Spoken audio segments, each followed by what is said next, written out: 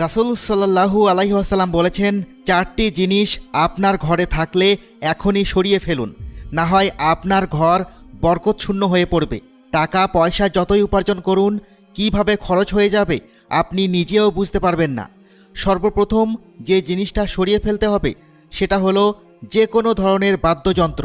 রাসূল সাল্লাল্লাহু আলাইহি ওয়াসাল্লাম বলেছেন, যেই ঘরে বাদ্যযন্ত্র থাকবে সেখানে রহমতের ফেরেশতা আসবে না।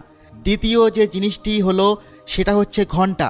বন্ধুরা, যে কোনো ধরনের ঘণ্টা যদি আপনার ঘরে থাকে তাহলে সেই ঘরে রহমতের ফেরেশতা আসবে না।